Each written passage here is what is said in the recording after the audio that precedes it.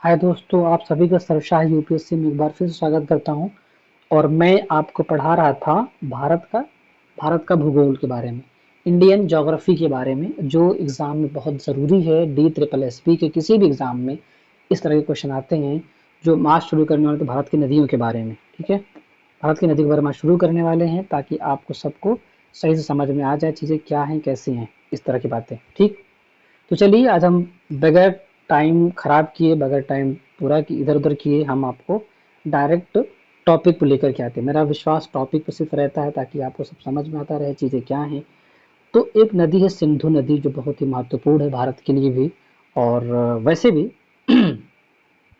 यह जो है तिब्बत में मानसरोवर झील के पास एक सानो ख्याबाब हिमनद है, वहां से निकलती है ये, और अरब सागर में जाकर के अपना मुहाना बनाती है। और 2880 किलोमीटर चलती है पूरा, जो भारत में लगभग 1114 किलोमीटर चलती है भारत में। इसकी सहायक नदियां हैं जांस्कर, श्योक, गिलगित, हुंजा, नुब्रा और शिगर, गेसिंग, द्रास, सतलज, चिनाब, रावी, ब्यास, झेलम, ये सब इसकी हैं सिंधु की सहायक नदियां। क्वेश्चन खूब पूछता है, एग्जाम में आता भी है, आपको बताना पड़ेगा। तो झेलम जो नदी है वो कहाँ निकलती है? वो निकलती है वेरीनाग के समीप शेषनाग झील से निकलती है। वेरीनाग के समीप शेषनाग झील से निकलती है। जो चीनाब नदी उसका संयुक्त उसका मुहाना है वो, और 724 किलोमीटर चलती है, तो भारत में 400 किलोमीटर। श्रीनगर में शिकारा या बजरे चलाए जाते हैं। फिर रावी नदी है कांगड़ा जी, जो हिमाचल प्रदेश रोहतांग दर्रे के समीप निकलती है, और चेनाब नदी में अपना जल विसर्जित कर देती है। और 725 किलोमीटर चलती है यह माधोपुर के पास मैदान में प्रवेश करती है। हम बात करते हैं चिनाब की। चंद्र तथा भागा इसके उद्गम स्थान है। सिंधु नदी जो लाहुल के बाड़ा लाचा दर्रे के कोने दोनों ओर स्थित है, और सिंधु नदी में जाकर के अपना जल विसर्जित कर देती है। और 1180 किलोमीटर भारत में चलती है ये। यह सिंधु की सबसे बड़ी सहायक नदी है, ये सबसे बड़ी है ये। अभी अभी आप देखेंगे तो सबसे लंबी नदी भी दिखाएंगे हम आपको। सिंधु की सबसे बड़ी सहायक नदी है, और कौन सी? चिनाब है। और चिनाब पीर पंजाल में गहरा गौरज बनाती है एवं अखनूर के निकट मैदान में प्रवेश करती है, उसका नाम चिनाब है। हम बात करते हैं व्यास की। व्यास नदी जो है हिमाचल प्रदेश में रोहतांग दर्रे के समीप और ब्यास कुंड से 4330 मीटर की ऊंचाई पर निकलती है। ठीक, अब कहाँ अपना जल विसर्जित करती हैं? हरिकी कपूरथला के समीप सतलज नदी में जाकर अपना जाकर जल डालती हैं वो। और 470 किलोमीटर चलती हैं ये। हम बात करते हैं कुल्लू घाटी से बहते हुए धौलाधर पर्वत को पार कर पंजाब के मैदान में पहुंचती है ब्यास नदी। कुल्लू घाटी से बहती हुई ब्यास नदी धौलाधर पर्वत को पार कर पंजाब के मैदान में पहुंच जाती है। ठीक है, ऐसे कर देते हैं इसको ताकि वो अलग हो जाए। ओके। और सतलज जो है वो तिब्बत में मानसरोवर झील के समीप स्थित राकस ताल से, जिसकी ऊंचाई लगभग 4555 मीटर है, वहां से निकलती है।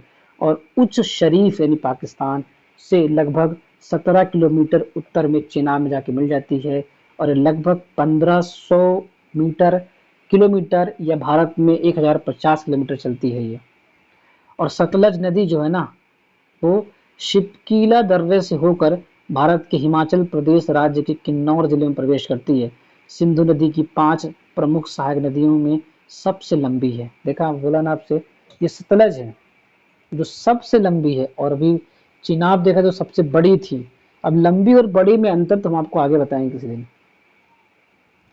गंगा नदी गंगोत्री के पास गोमुख हिमानी समुद्र तल से 39 किलोमीटर से भी अधिक ऊंचाई पर रहती है, और बंगाल की खाड़ी से निकलने अपना मुहाना बनाती है बंगाल की खाड़ी में।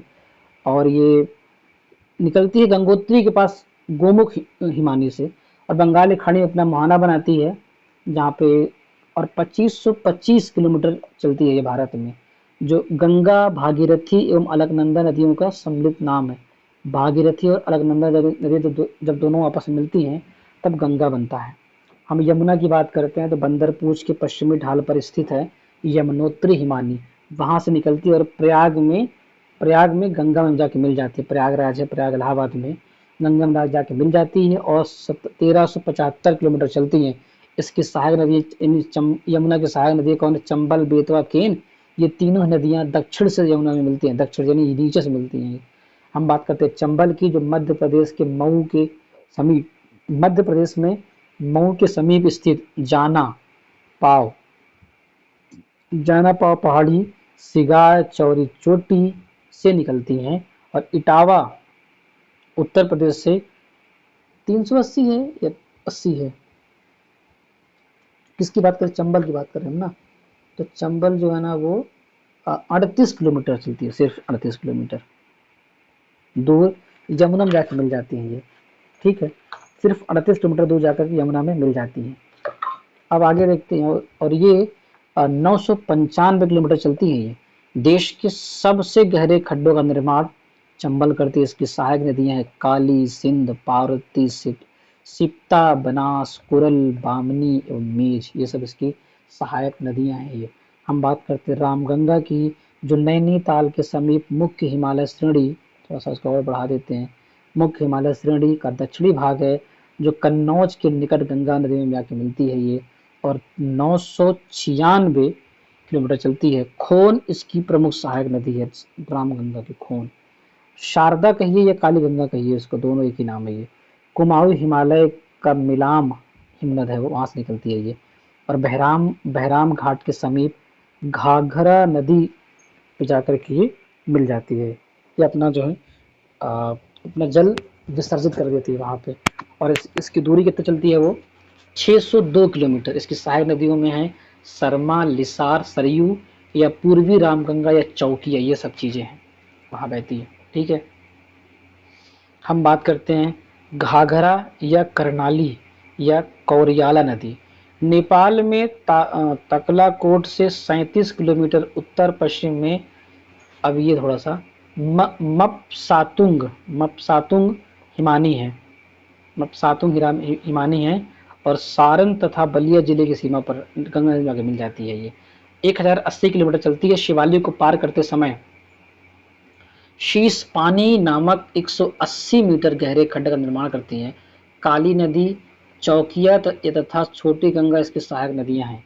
हम बात करते हैं गंडक की। गंडक कहाँ पे है?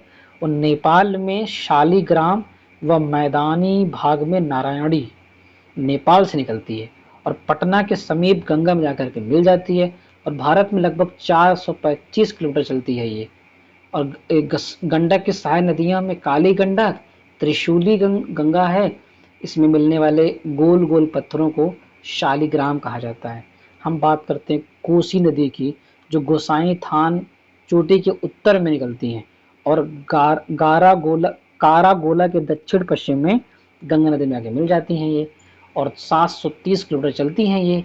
और कोसी की जो मुख्य धारा है वो अरुण नदी है, जो तिब्बत में पंगचू है, वहां से निकलती है। और सहायक नदियां यारू और सून कोसी, तामूर कोसी, इंद्रावती, लीखू, दूध कोसी, भाट कोसी, तांबा कोसी, कोसी कोसी नाम दिया जाता है उसमें। इस तरह से हम बात करते हैं वेतवा या वेत्रवती की बात करते हैं, जो मध्य प्रदेश के रायसेन जिले के कुमारा गांव के समीप विंध्याचल पर्वत से निकलती है ये। और ये हमीरपुर के समीप यमुना नदी में जाके मिल जाती है ये। 480 किलोमीटर चलती है ये। ऊपरी मार्ग में कई झरनों का निर्माण करती है ये। उसके बाद देखिए आप सोन नदी देखते हैं। सोन नदी अमरकंटक की पहाड़ी से निकलती है सोन नदी, और पटना के समीप गंगा मिल जाती है। 780 किलोमीटर चलती है ये। नर्मदा के समीप उद्गम होता है इसका। हम बात करते हैं ब्रह्मपुत्रा की, जो तिब्बत में सांगपो व अरुणाचल प्रदेश में दिहांग नाम जाना जाता है इसका। और तिब्बत में मानसरोवर झील से 80 किलोमीटर की दूरी पर स्थित चेम युंग डुंग हिमानी है, वहां से निकलती है ये। बंगाल की खाड़ी में जाकर अपना अपना जल विसर्जित कर देती है। ये इसकी लंबाई जो लगभग 2900 किलोमीटर है, लेकिन भारत में 916 किलोमीटर चलती है ये। इसकी प्रमुख सहायक है दिबांग, लोहित, कामेंग, सुबनसिरी, मानस, धनसिरी, जिया भरेली, संकोश, तीस्ता, ये सब उसकी क्या है? तीस्ता जो है बांग्लादेश में है। ये सब नदियां उसमें उसकी सहायक नदी है ये। अब बात करते हैं हम नर्मदा की। नर्मदा जो है ना बिंद व पर्वत बिंद व सतपुड़ा पर्वत श्रृंखला के मध्य से होकर गुजरती है। नर्मदा बिंद और ये एग्जाम में पूछता है कि नर्मदा कैसे निकलती हैं, किसके बीच निकलती हैं, तो आपको याद रखना विंध्य और सतपुड़ा याद रखना है आपको। तो विंध्याचल पर्वत श्रेणियों में अमरकंटक नामक स्थान से निकलती हैं, में स्थित अमरकंटक से निकलती हैं ये, और खंभात की खाड़ी में जाकर गिर जाती हैं। 1312 किलोमीटर चलती हैं। जबलपुर में भेड़ा घाट के समीप कपिल धारा, आपको पता है कपिल धारा? कपिल धारा जिसको बोलते धुआंधार जलप्रपात का निर्माण करती है। याद रखिए नर्मदा बहुत ही महत्वपूर्ण इस जलप्रपात के चक्कर में है। डेल्टा के बजाय एस्चुरी बनाती है ये, या विभ्रंश घाटी से होकर गुजरती है। कितना महत्वपूर्ण, तीन ये जो जानकारी है आपके लिए बहुत महत्वपूर्ण है, आपको इसको याद रखना पड़ेगा। हम बात करते हैं ताप्ती नदी की। बैतूल जिले मध्य प्रदेश के मुल्ताई नगर के पास सतपुड़ा पर्वतमाला से निकलती है ये, ठीक है। और यह सूरत के निकट खंभात की खाड़ी में जाकर के अपना जल विसर्जित कर देती हैं। 724 किलोमीटर चलती हैं ये। डेल्टा के बजाय एस्चुरी बनाती हैं। क्या बनाती हैं ये? डेल्टा के बजाय एस्चुरी बनाती हैं। पूर्णा जो है ना, पूर्णा जो इसकी प्रमुख सहायक नदी है। हम बात करते हैं महानदी की। महानदी छत्तीसगढ़ के धमरी जिले में सिहावा के समीप है। छत्तीसगढ़ में आप जाओ कभी, सिहावा के महानदी के सिहावा के करीब से निकलती है ये, और बंगाल की खाड़ी कटक के समीप है। 851 किलोमीटर चलती है ये। और महानदी को छत्तीसगढ़ का जीवन रेखा बोलते हैं, छत्तीसगढ़ की जीवन रेखा कहते हैं महानदी को। और महानदी पर हीराकुंड बांध बना हुआ, एकदम रट लीजिए हीराकुंड बांध कहाँ बना हुआ, जो भारत का सबसे लंबा बांध है हीराकुंड बांध। क्षिप्रा नदी इंदौर जिले की काकरी बरडी नामक पहाड़ी से निकलती हैं और चंबल में जाके मिल जाती है। 560 किलोमीटर चलती हैं ये। और क्षिप्रा के किनारे उज्जैन का विख्यात महाकालेश्वर मंदिर है, जहाँ प्रति 12वें वर्ष कुंभ मेला लगता है। कहाँ पे? उज्जैन में, ठीक है।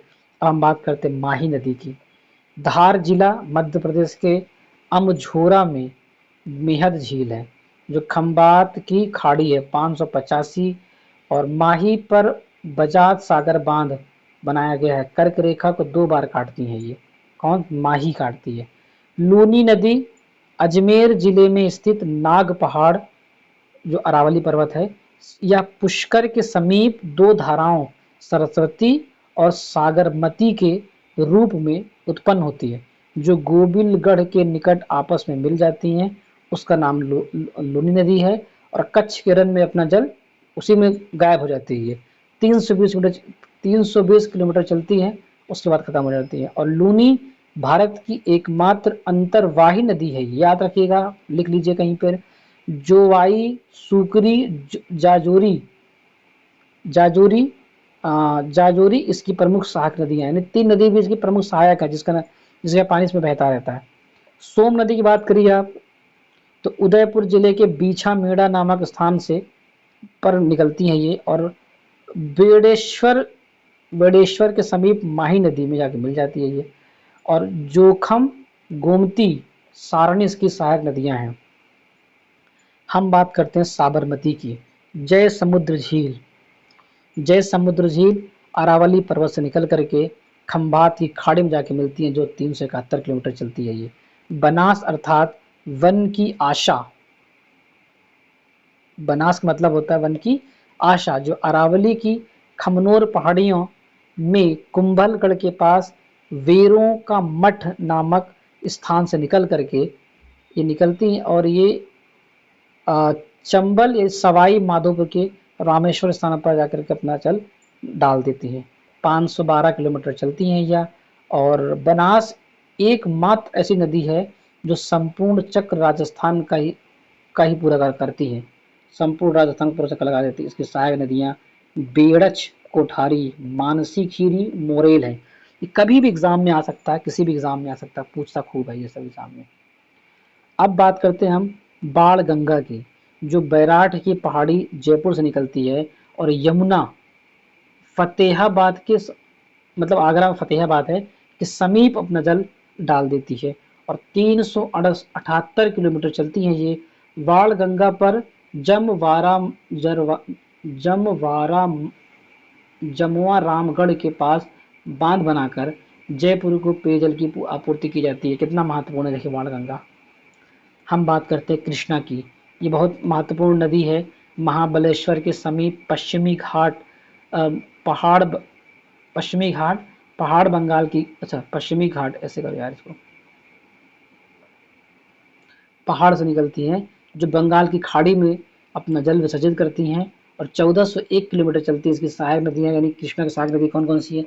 भीमा, तुंगभद्रा, मूसी, अमरावती, कोयना, पंचगंगा, दूधगंगा, घाट प्रभा, माल प्रभा, ये सब नदियाँ बहुत ही महत्वपूर्ण नदियाँ हैं। हम बात करते हैं गोदावरी की। गोदावरी नदी जो है नासिक जिले से निकलती है। ये त्रयंबक त्रयंबक गांव में एक पहाड़ी है। प्रायद्वीपीय भारत की सबसे नदी लंबी नदी यही है, गोदावरी है। और बंगाल खाड़ी में गिर जाती है। ये 1465 किलोमीटर चलती है ये। और गोदावरी जो है वृद्ध गंगा या दक्षिण गंगा भी कहा जाता है। गोदावरी को वृद्ध गंगा या दक्षिण गंगा बोले जाते हैं। और गोदावरी की जो प्रमुख नदियां हैं वो कौन से? पेन गंगा, इंद्रावती, प्राणहिता, मंजीरा, सबरी, पूर्णा, वैन गंगा, प्रबदा और वर्धा। ये सब उसकी नदियां, प्रवदा उसकी नदियां हैं। अब कावेरी की बात करते हैं जो कर्नाटक के कुर्ग जिले में स्थित है। ये ब्रह्मगिरी है, वहां से निकलती है और बंगाल खाड़ी में गिरती है। 800 किलोमीटर चलती है। और कावेरी को दक्षिण भारत की गंगा के रूप में जाना जाता है। एक को बोला जाता है दक्षिण गंगा बोला जाता है, एक को दक्षिण भारत की गंगा बोला जाता है, कावेरी को। ठीक है, बहुत महत्वपूर्ण है, दोनों में अंतर समझना। शिव समुद्रम जलप्रपात तथा श्रीरंगपट्टनम, बहुत महत्वपूर्ण है ये चीज।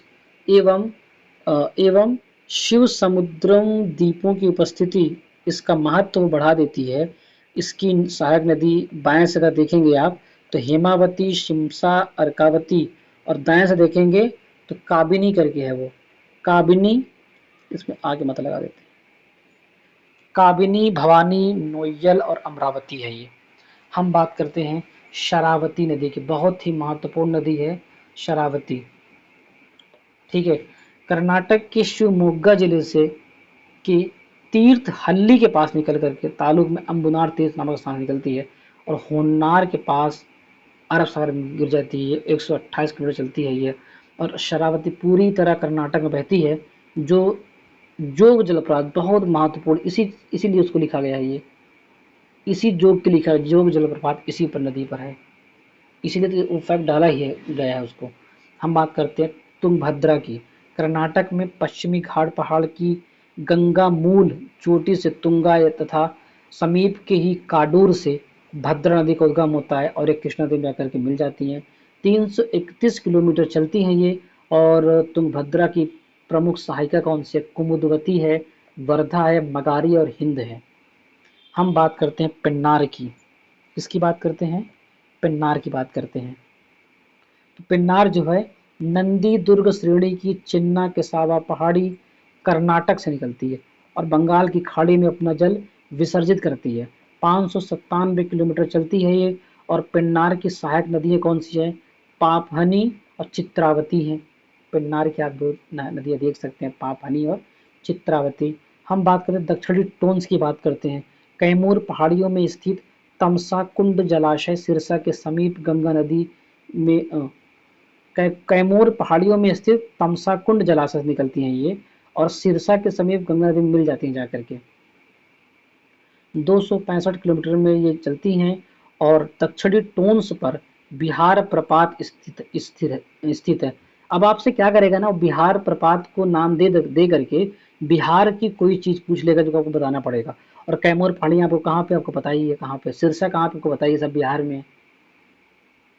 कंफ्यूज करने के लिए बता रहा था ताकि कंफ्यूज हो जाए ताकि आपको सही हो जाए, समझ में आ जाए। अच्छा, बिहार प्रपात बिहार में ही है।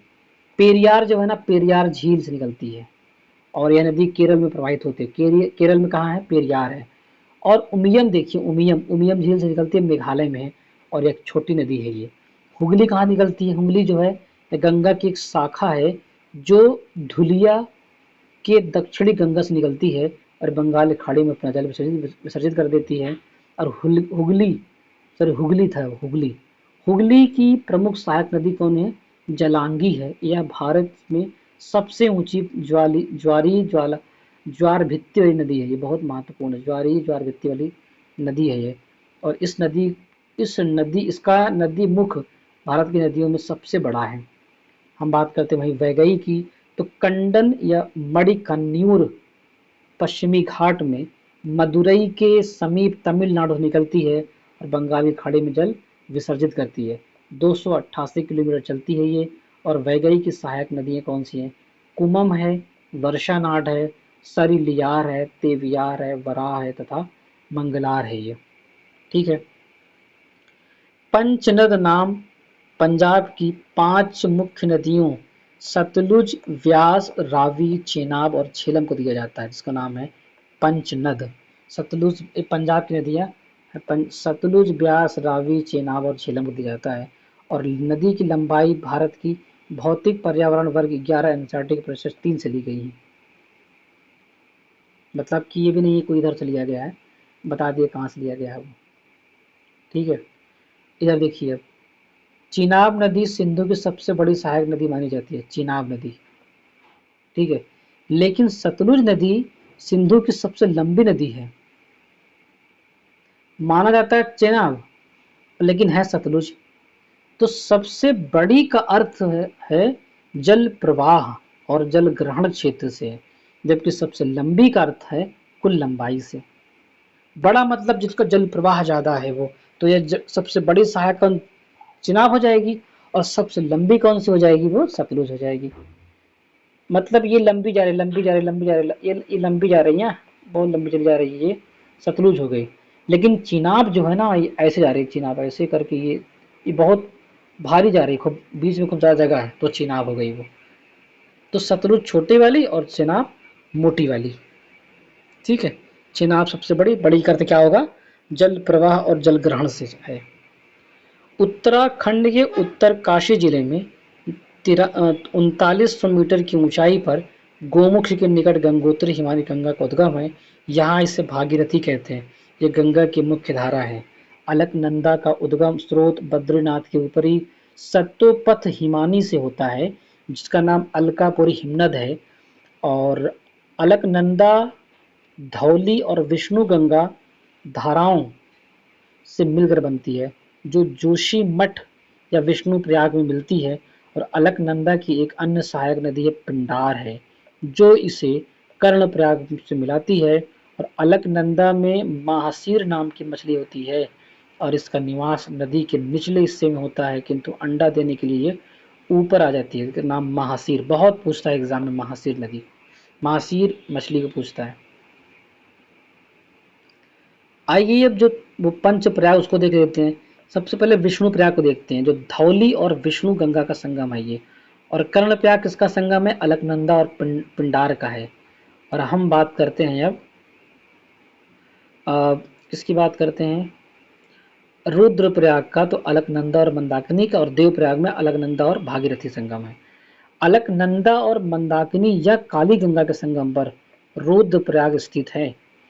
गंगा नदी का नाम गंगा देवप्रयाग के बाद पड़ता है, जहां अलकनंदा एवं भागीरथी आपस में मिलती हैं।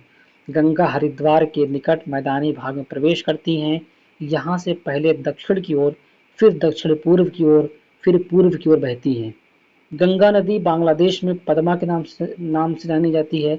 और ब्रह्मपुत्र नदी बांग्लादेश में जमुना हो जाती है वो।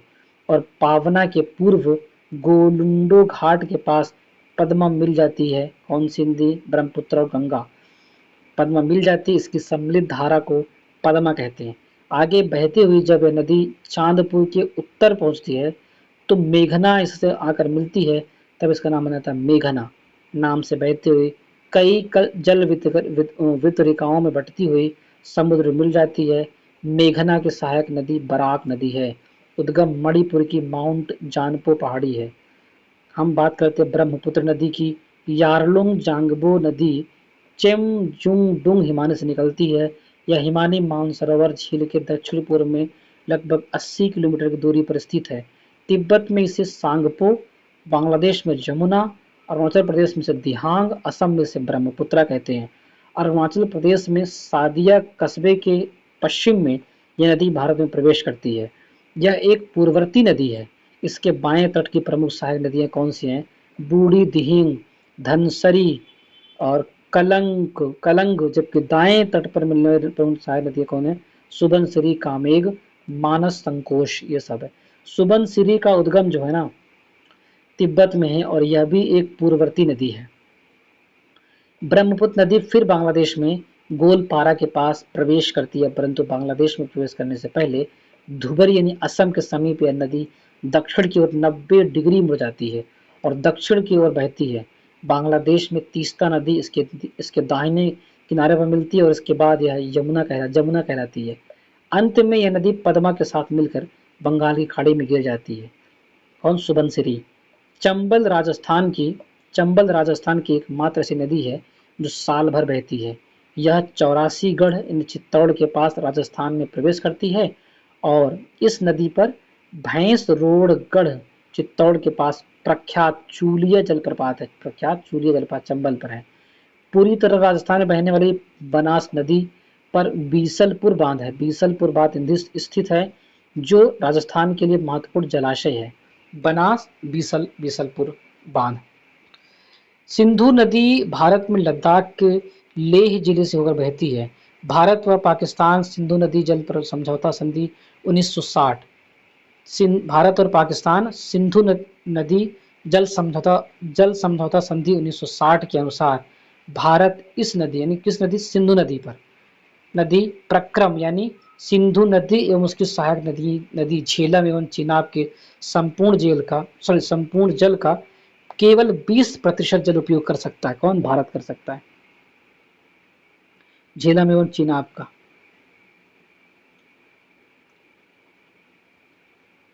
हरियाणा और दिल्ली राज्य अंबाला के आसपास की भूमि सिंधु और गंगा नदी तंत्रों के बीच जल विभाजक का कार्य करती है, क्योंकि इसके पूर्व की नदियां बंगाल की खाड़ी में एवं पश्चिम की नदियां अरब सागर में मिलती हैं।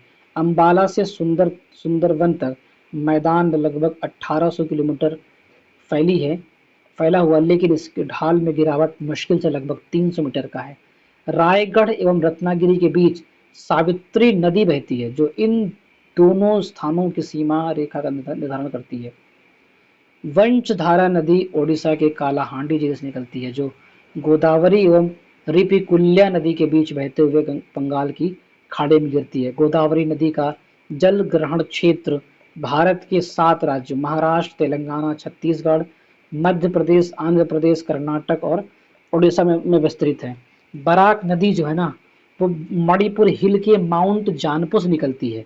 यह भारत के असम, मणिपुर, मिजोरम राज्यों से बहते हुए बांग्लादेश में प्रवाहित होती है। बराक नदी की प्रमुख सहायक नदी हैं जीरी, धलेश्वरी, सिंगला, लोगई तथा सोनाई। बांग्लादेश में इसे सुरमा तथा मेघना के नाम से जाना जाता है। बराक नदी को राष्ट्रीय जलमार्ग 6 घोषित किया गया है। इस नदी पर तिहाई मुख बांध अवस्थित है। प्रायद्वीपीय नदियों का उत्तर से दक्षिण की ओर क्रम है। पहले महानदी होगी, उसके नीचे गोदावरी होगी, फिर कृष्णा, फिर पेन्नार, फिर कावेरी, फिर वैगई। महानदी, गोदावरी, कृष्णा, पेन्नार, कावेरी, वैगई। और महाद्वीपीय नदियों का लंबाई के अनुसार घटता क्रम क्या होगा? सबसे लंबी कौन सी होगी? गोदावरी, फिर कृष्णा, फिर नर्मदा, फिर महानदी, कावेरी, ताप्ती।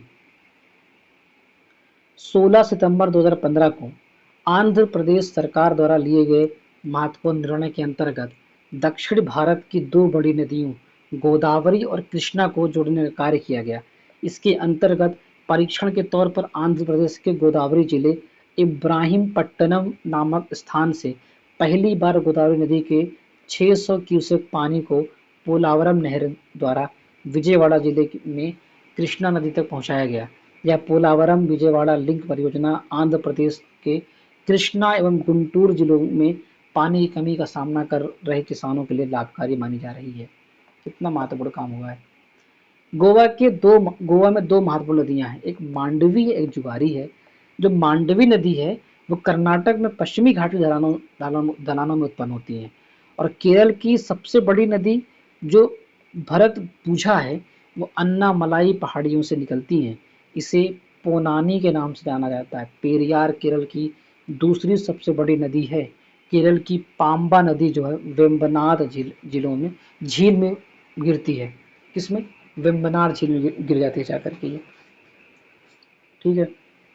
अब हम बात करते हैं भारत की प्रमुख झीलों के बारे में बात करते हैं, बहुत महत्वपूर्ण झील भी है। भारत की प्रमुख झीलें, भारत की सबसे बड़ी तटीय झील, उसका नाम है चिल्का झील जो उड़ीसा में है, और खारे पानी की झील एक लैगून झील भी है ये। यहाँ नौसेना का प्रशिक्षण केंद्र है भी है। वर्षा ऋतु में चिल्का झील को दाया और भार्गवी नदी से जल प्राप्त होता है। इस झील की लंबाई 65 किलोमीटर, चौड़ाई 8 से 20 किलोमीटर और गहराई 2 मीटर की है। भारत में सबसे अधिक खारे पानी की झील सांभर झील राजस्थान में है। भारत की सबसे अधिक खारे पानी झील क्या है, वो सांभर झील है, राजस्थान में है। भारत में सबसे बड़ी मीठे पानी की झील वुलर झील है जो जम्मू कश्मीर में है, और तुलबुल परियोजना इसी पर स्थित है, वुलर झील पर स्थित है। भारत की सबसे बड़ी कृत्रिम झील पता है आपको, वो गोविंदपुर बल्लभ पंत सागर है, जो रिहंद नदी पर बनाया गया है, और बनाया गया बांध से। कृत्रिम झील है ये, रिहंद वल्लभ पंत सागर ये है, सबसे बड़ी कृत्रिम झील है ये, रिहंद नदी पर बनाया गया है ये। रिहंद नदी पर जो बांध बना हुआ उसकी वजह से बना है ये। वल्लभपुर पंत सागर बांध भी है रिहंद नदी पर। पहाड़ियों से घिरे अभिकेंद्री अपवाह वाले विस्तृत समतल गर्त को बालसन कहते हैं, याद रखना, बालसन कहते हैं। हम बात करते हैं ऊंट कडाल पुल की।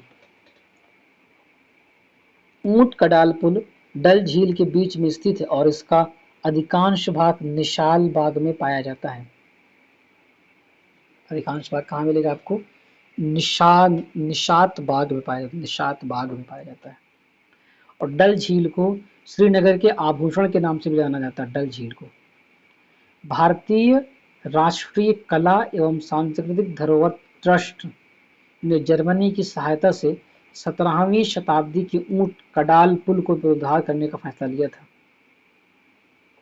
17वीं शताब्दी के ऊंट कडाल पुल को पुनरुद्धार करने का फैसला किया था। आइए कुछ देख लेते हैं हम झील के बारे में, कौन झील कहाँ पे है।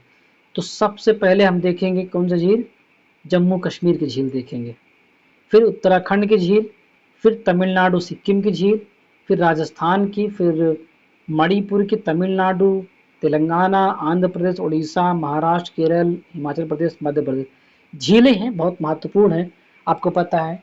डल झील जम्मू कश्मीर, वुलर झील जम्मू कश्मीर, वेरीनाग झील जम्मू कश्मीर, मानस बल झील जम्मू कश्मीर, शेषनाग झील जम्मू कश्मीर, अनंतनाग झील जम्मू कश्मीर, नागिन झील जम्मू कश्मीर, और सात ताल झील उत्तराखंड में आ गया। इसके साथ नागिन झील तक आप देखोगे सब उत्तर जम्मू कश्मीर में है। अब बात करते हैं सात ताल झील कहाँ उत्तराखंड में है, नैनीताल झील उत्तराखंड में है, राकस झील उत्तराखंड में है। आप कमेंट करके बताओ कि राकस झील से कौन सी नदी निकलती है। माला ताल झील जो उत्तराखंड से निकलती है, देवताल झील उत्तराखंड, नौकुचिया ताल जो है उत्तराखंड से निकलती है, खुरपाताल जो है उत्तराखंड से निकलती है, सांभर झील राजस्थान से, कलिवेली झील जो है तमिलनाडु से, और खेचे उपल्टी झील जो है सिक्किम से निकलती है। आगे देखेंगे आप राज संबंध झील राजस्थान से, पिछौला झील राजस्थान से, और लुन करनसर झील लुन करनसर झील जो है राजस्थान में है, जयसमंद झील राजस्थान, फतेह सागर राजस्थान, डिडवाना ये पूछता है, डिडवाना पूछेगा आपसे, राजस्थान में है, लोकटक राजस्थान में, मणिपुर लोकटक है मणिपुर में, पुलिकट है तमिलनाडु और आंध्र प्रदेश, पुलिकट झील है, बहुत महत्वपूर्ण है। हुसैन सागर ये पूछता है, हुसैन सागर तेलंगाना में है, कोलिरू पूछता है भाई आंध्र प्रदेश में है ये, चिल्का पूछता है उड़ीसा में है ये, ठीक है। लोनार झील पूछता है ये महाराष्ट्र में है, वेम्बनाड झील पूछता है केरल में, अष्टमुडी झील पूछता है केरल में, पेरियार झील केरल में, खज्जियार झील हिमाचल प्रदेश में, भोपाल झील मध्य प्रदेश में। चौरस सतह तथा अन्य प्रवाहित द्रोणी वाली अल्पकालिक छोटी झीलों को प्लाया कहते हैं। इसमें वर्षा का पानी जमा होता है परंतु जल्दी ही भाप बनकर उड़ जाता है। अधिक नमक वाली प्लाया को हम सैलिनास कहते हैं, और प्लाया को अरब रेगिस्तान में खबारी तथा ममलाहा तथा सहारा में शिट्ट के कहते हैं। सांभर एवं डिडवाना थार मरुस्थल के पूर्वी सिर पर खारे पानी की झील हैं। सांभर झील बालसन का भी मक्का और डिडवाना झील प्लाया झील का उदाहरण है।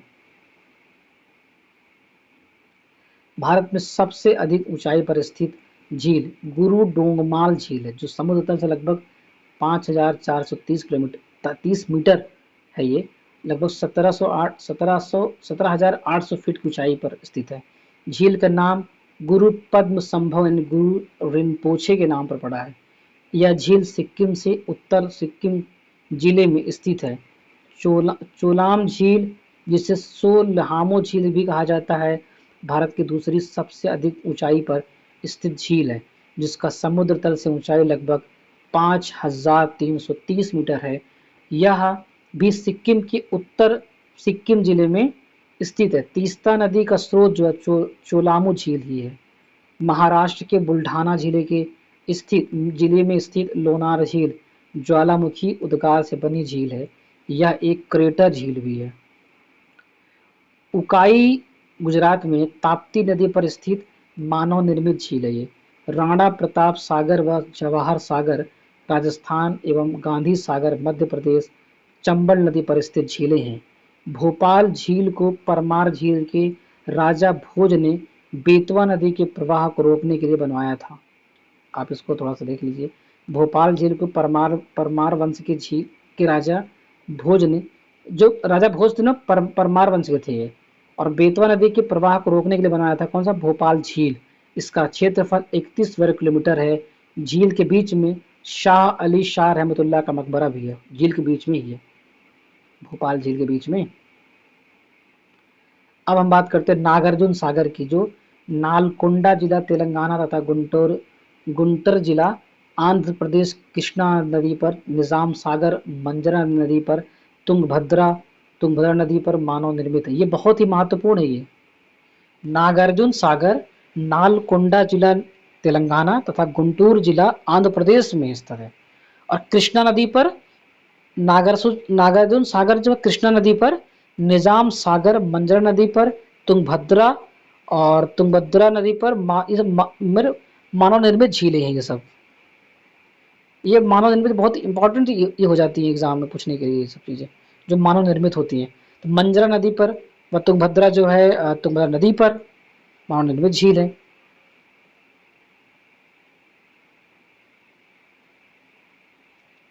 किस नदी पर? निजाम सागर मंजरा जो है वो मंजरा नदी पर व तुंगभद्रा नदी पर मानव निर्मित झील है ये।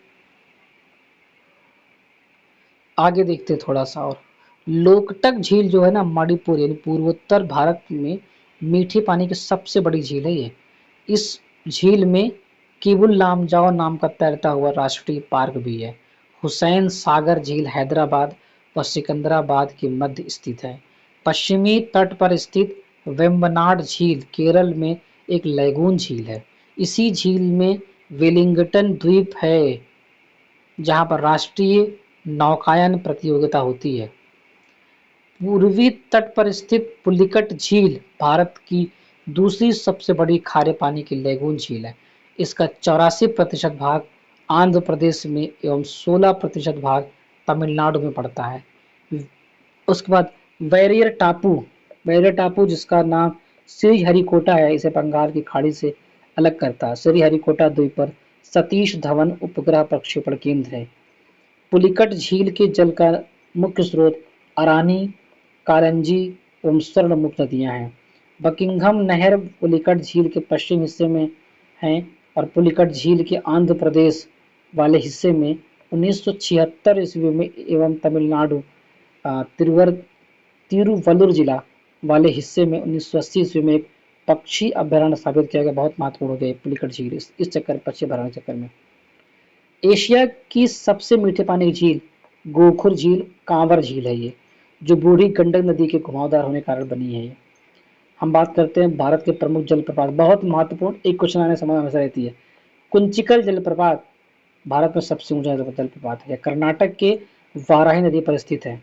दूसरे एवं तीसरे स्थान पर आता है जो वुधव लंगा नदी उड़ीसा एवं, अच्छा यहाँ पे है जलप्रपात, यहाँ पे कोई है, मैं अभी बताता हूँ कौन सा जलप्रपात है वो, थोड़ा सा ऊपर लिख दूंगा ना। इसका नाम है बरेही पानी।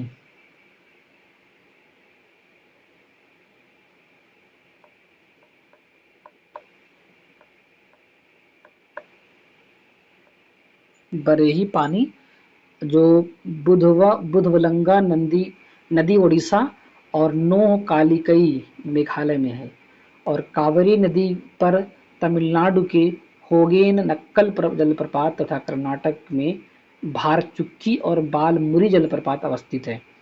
चित्रकूट जलप्रपात भारत का सबसे चौड़ा जलप्रपात है। घोड़े के पैरों की आकृति के समान होने के कारण इसे भारत का न्यागरा बोल सकते हैं इसको, भारत का नियाग्रा जलप्रपात, यहाँ पे नियाग्रा ही होगा।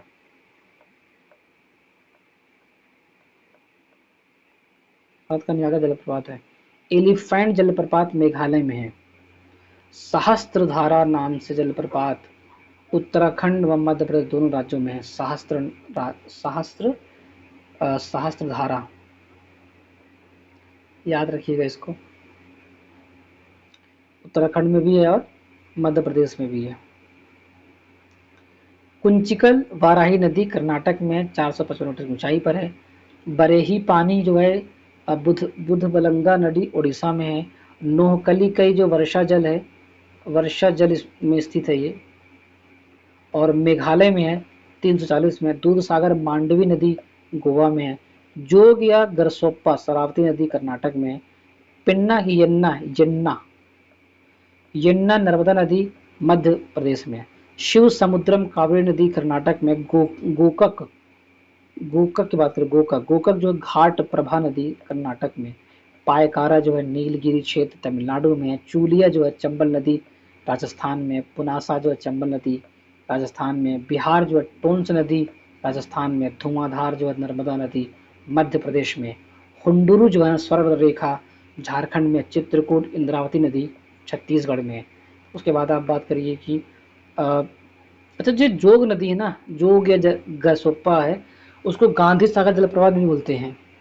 याद रखना आप इस चीज़ को।